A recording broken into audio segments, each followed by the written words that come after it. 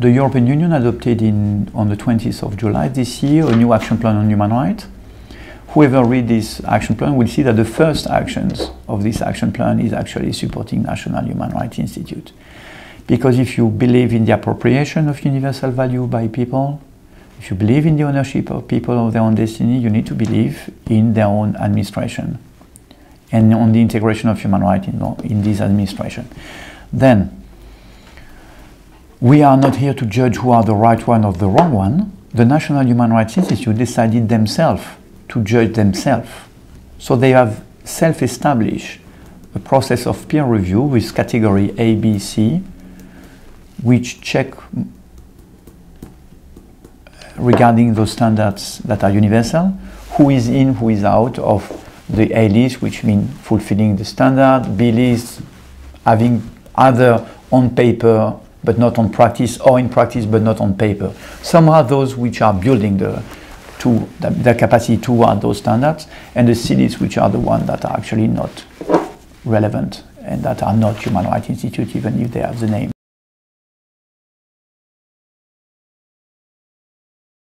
There has been an historical artificial divide between development and human rights in the 80s and 90s, partly because people were focusing, for good reason, on what they had to do.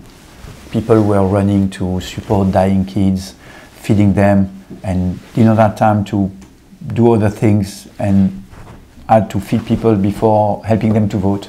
Or people wanted to promote democracy and human rights because they were deeply convinced that that was the base to avoid a starvation or humanitarian crisis, and both arguments are right.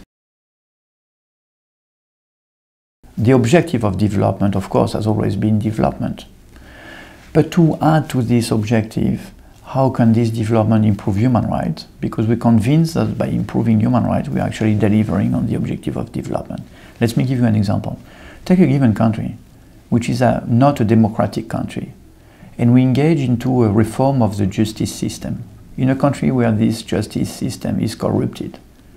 By helping the capacity of this justice, you're just helping the capacity of a system to deliver injustice.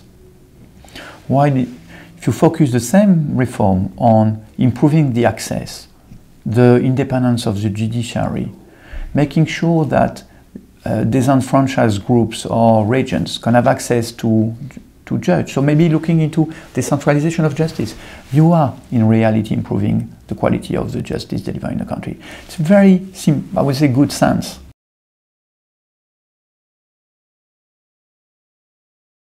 I'm like any civil servant working in a headquarters of an organization. I would be crazy if I was considering I know everything in 135 countries, some of them having 2 million numbers of population.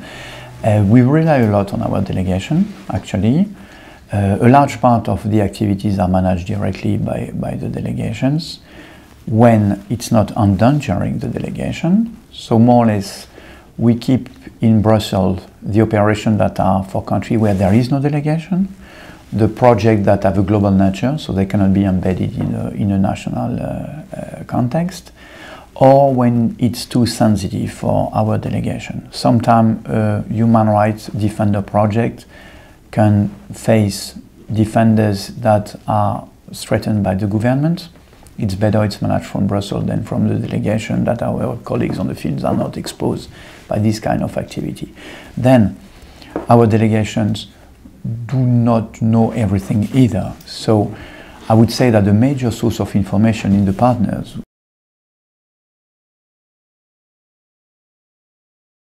The first part in terms of reaction is the timing. You need to react fast.